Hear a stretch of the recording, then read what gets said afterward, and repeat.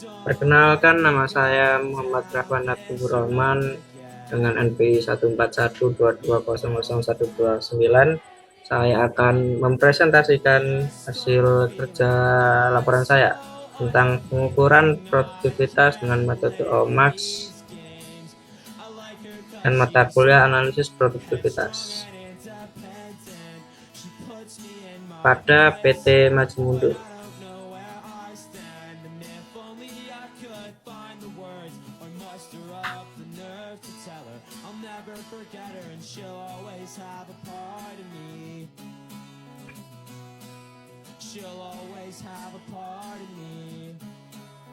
Berikut adalah tabel data kriteria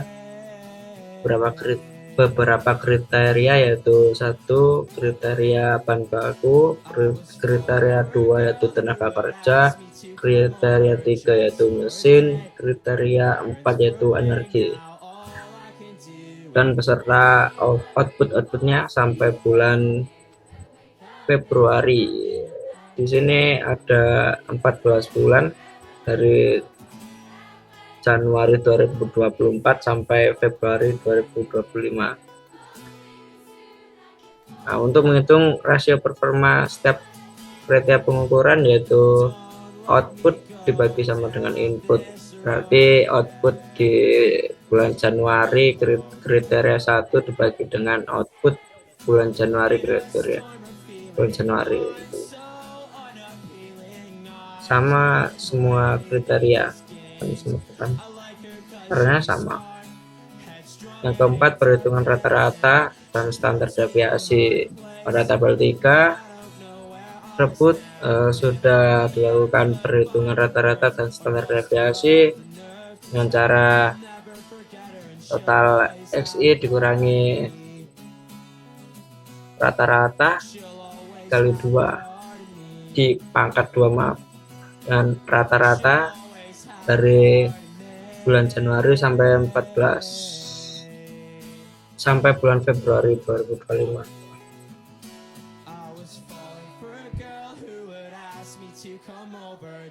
Setelah dilakukan perhitungan, maka standar deviasi pada kriteria pertama yaitu 0,40, kriteria kedua yaitu 1,46, kriteria ketiga yaitu 4,12, kriteria keempat yaitu 20,90, dan rata-ratanya setiap kriteria yaitu kriteria pertama yaitu 1,22, kriteria kedua yaitu 68,79, kriteria ketiga yaitu 84,86, dan kriteria keempat yaitu 115,14. Nah, selanjutnya perhitungan batas kontrol atas dan batas kontrol bawah PKA dan PKB. Itu dengan cara yang pertama, degree of akurasi atau DA, itu dengan cara standar deviasi dibagi rata-rata. Yang kedua yaitu confidence level atau CL, tingkat keyakinan.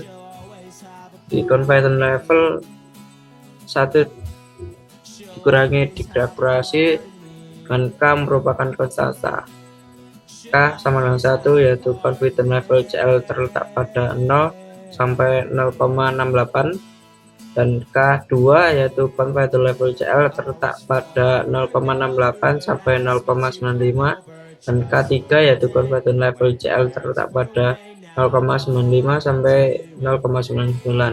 Batas kontrol atas PKA dan PKB yaitu batas kontrol atas PKA yaitu rata-rata ditambah confidence dikali standar deviasi, dan PKB yaitu rata-rata dikurangi confidence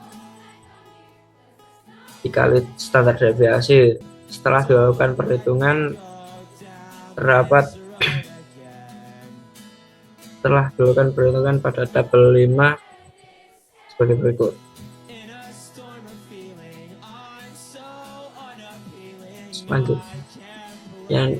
Selanjutnya menentukan target sasaran akhir.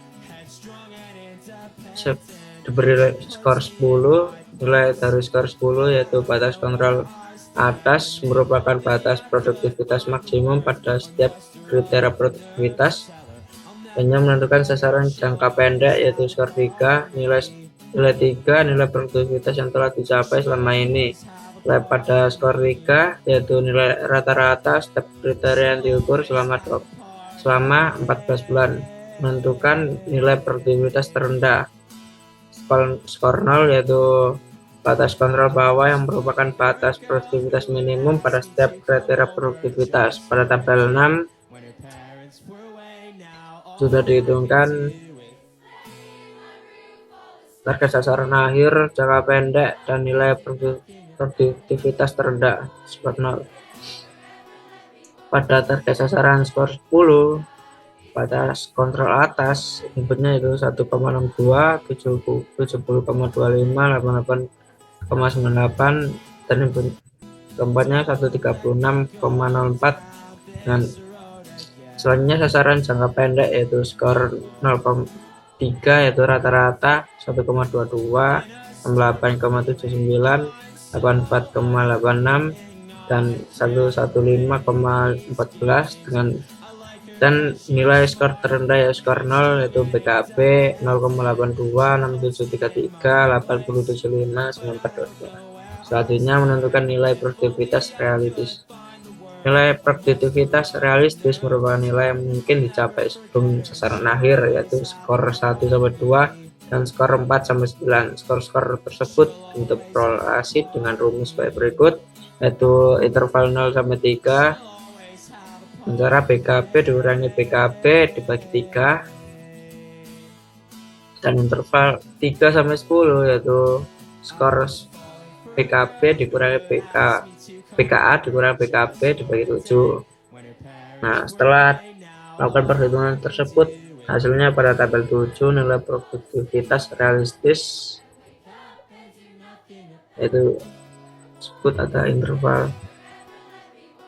0-3 yaitu 0,27, 0,97, 2,74, 3,94 dan interval 3-10 di antara 0,11, input 2 0,42, input 3 1,18, input 5 5,97. Selanjutnya menentukan nilai bobot kriteria. Menentukan bobot kriteria ditekankan pada penentuan nilai prioritas dengan membandingkan mana yang lebih penting antar kriteria. Tabel skala prioritas yang digunakan menurut Agustina dan Riana 2011. Pertama, tabel A skala prioritas kriteria sebagai berikut. Nilai 1 yaitu tingkat prioritas kriteria 1 sama penting dibanding dengan kriteria 2. Nilai 2 yaitu kriteria 1 sedikit lebih penting dibanding dengan kriteria 2. Nilai 5 yaitu kriteria 1 lebih penting dibanding dengan kriteria 2. Nilai 7 yaitu kriteria 1 lebih penting dibanding dengan kriteria 2. Nilai 9 yaitu kriteria 1 jauh lebih penting dibanding dengan kriteria 2. 2, 4, 6, 8 yaitu kriteria 1 nilai tengah-tengah. Setelah saya menentukan kriterianya terdapat pada tabel 8 tab 1 pada sebagai berikut lah. Nah, selanjutnya tentukan grafik rasio dan IPI produktivitas tenaga kerja. Selanjutnya pada tab 2 yaitu mengcopy yang tadi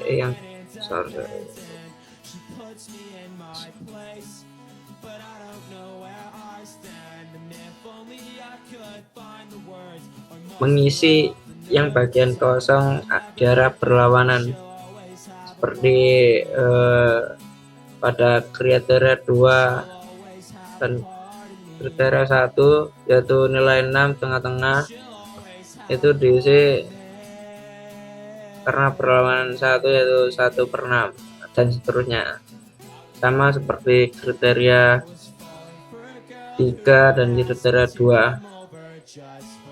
yaitu nilai 7 tersebut. Misalnya pada tab 3 dilakukan pendesimalan setiap tabel. Pada tab 4 menentukan nilai bobot setiap kriteria dengan cara semua kriteria ditotal dan nilai bobot dibagi jumlah kriteria. Nah, dan dipersenkan setiap tabel seperti berikut. Pada selanjutnya menentukan skor dari skala.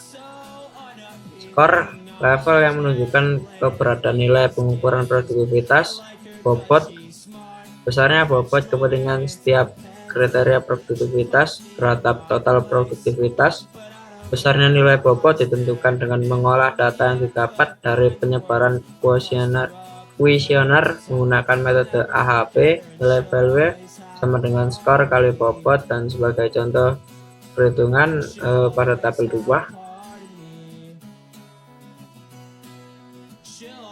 Nah, pada tabel 9 yaitu nilai BKA, rata-rata, BKB, bobot interval. Berikutlah contoh perhitungan skor dari skala pada bulan Januari. Pada gambar berikut, pada tabel bulan Januari yaitu kriteria pertama 168, kriteria kedua 67,34, kriteria ketiga yaitu 88,22, kriteria keempat yaitu 103,25, dan BKB-nya yang tadi diinput ke sana, dimasukkan ke sana semua. Selanjutnya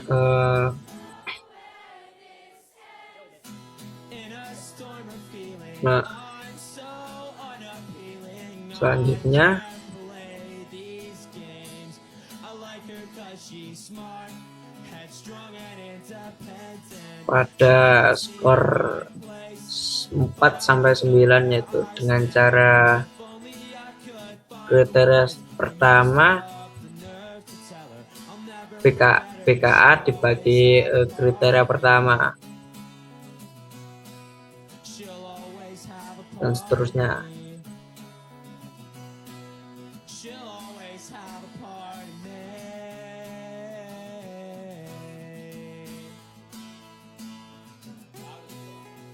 Pada skor 2 dan 1 sama, yaitu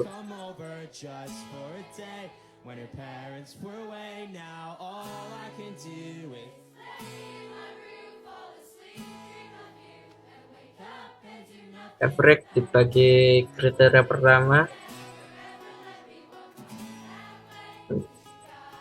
Kriteria pertama itu dibagi setiap ini ya, skor. Jadi misal kita ingin menentukan skor 9 yaitu dengan cara kriteria BKA dibagi kriteria pertama. Nah, hasilnya 1,51. Lanjut ke skor 8 yaitu atasnya 1,51 dibagi kriteria pertama dan seterusnya. Setelah melakukan perhitungan yaitu menentukan skor kriteria dengan cara nilai dari X ini, nilai tabel Januari itu kita tentukan lebih besar sama dengannya. Bila 1,68 pada kriteria pertama kan melebihi 1,62 yaitu pada skor 10. Nah, itu atau gini, pada kriteria kedua 67,34 itu lebih besar dari 66,85 dan hampir mendekati ke 6782. Ya, kita milih skor 2. Setelah menentukan skor setiap kriteria, maka kita menghitung value-nya dengan cara skor dikali bobot. Skor yang sudah kita tentukan kita kalikan dengan bobot, maka hasilnya kayak ini.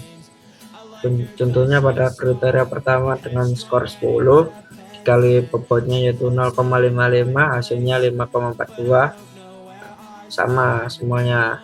Lalu kita jumlahkan sama dengan 8,29. Seperti itu ada tabel-tabel sampai bulan Februari 2025. Nah, selanjutnya kita menentukan pencapaian kerja setelah melakukan perhitungan seperti gambar sebelumnya pada setiap bulan, maka kita hitung pencapaian kerja seperti tabel 11.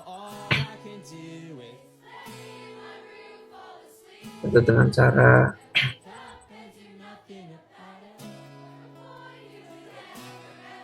mencari indikator. Nah, dengan cara mencari indikator lonjakan seperti ini, ada lonjakan di 7,52 dan nilai di periode sebelumnya yaitu 5,13, sama seperti di Agustus, Oktober, Desember. Kita indikatorkan performa periode sebelumnya dan saat ini kayak gini. Terus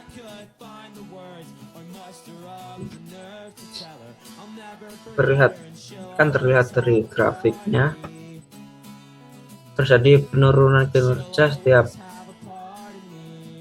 tapi kemudian meningkat lagi pada Mei, Juni, Juli, Agustus, September, Oktober, November, Desember. Selanjutnya akan dihitung indeks produktivitas pada bulan-bulan tersebut. Nah, seperti ini. Dari tabel ini kita hitung indeks produktivitasnya dengan cara bulan sebelumnya, bulan berikutnya dikurangi bulan sebelumnya, dan dikali bulan sebelumnya. Contohnya pada Juni Mei. Pada Juni Mei untuk mencari indeks produktivitas itu dengan cara Juni dikurangi Mei kali Mei, hasilnya 0,47. Seperti itu pada bulan-bulan selanjutnya. Dengan demikian indeks produktivitas IP untuk bulan Juni yaitu 0,47, bulan Agustus 0,85, bulan Oktober yaitu 0,02 dan Desember 0,48. Jadi bisa disimpulkan PT Maju Mundur dapat tindakan rasio produktivitas pada bulan Juni Mei sebesar 0,47, Agustus Juli yaitu 0,85, Oktober September yaitu 0,07, Desember November yaitu 0,46, dan yang terbesar adalah 0,85 pada lonjakan Agustus Juli. Kita juga bisa melihat dari grafiknya pada bulan Januari itu yang tertinggi di angka 8,29, turun sampai bulan April ke 4,28 dan naik ke 5,13 pada bulan Mei dan naik tinggi ke angka 7,52, turun lagi pada bulan Juli yaitu 3,87, naik ke 7,18 pada bulan Agustus, turun pada bulan September 6,80, naik lagi ke bulan Oktober 7,27, turun ke 5,45 pada bulan November naik ke 8,01 pada bulan Desember.